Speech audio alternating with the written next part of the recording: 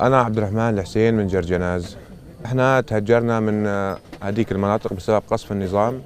اضطرينا ننزح على الشمال، على مناطق قريبة من الحدود التركية.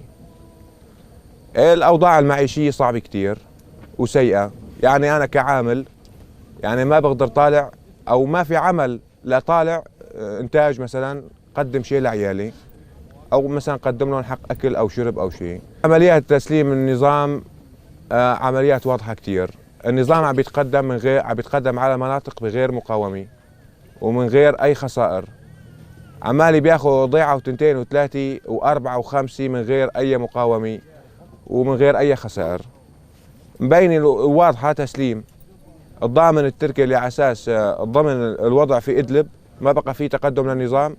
النظام صار يتقدم بكل أريحية. كان في سلاح مع الفصائل، وين راح السلاح ما حد بيعرف. الضامن التركي دخل على جوا الحدود السورية على أساس يوقف تقدم النظام. أول ما وضع 10 نقاط أو 12 نقطة مقابلة للنظام بحيث يمنع تقدم النظام.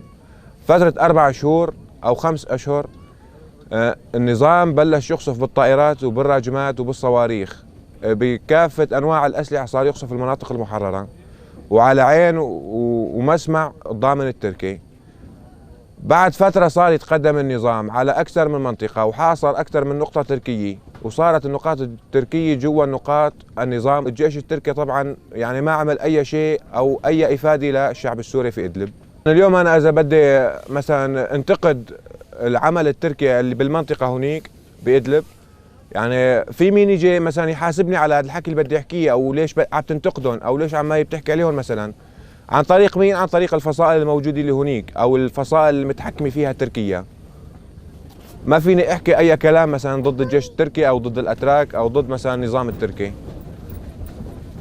لانه بدي اتحاسب على الكلام اللي بدي احكيه. ضامن اللي بالنسبه لنا للشمال السوري كان هو التركي، بس التركي ما قدم اي شيء، ما قدم اي مساعده، ما قدم اي خفض تصعيد، ما قدم اي شيء خالص.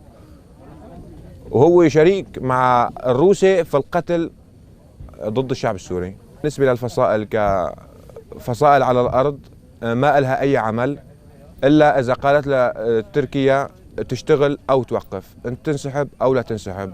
صفى عمل الفصائل عندنا هي ترفيق للارتال التركيه ووضع الارتال التركيه وحمايه النقاط التركيه. جينا بالتنسيق مع قوات جيش الثوار، الله يعطيهم العافيه، الشباب ما قصروا معنا وامنوا لنا الطريق وامنوا كل شيء. قوات سوريا الديمقراطيه صارت تستقبل الناس كمبادره انسانيه، ويعني تعاطف مع الشعب بادلب، انه الشعب وين بده يطلع، يا اما بده يروح على تركيا ينقرص على الجدار او يتقتل على الجدار التركي، او بده يلجا لهي المناطق. يعني اضطرينا نلجا لهون اللي هو الاحسن والافضل.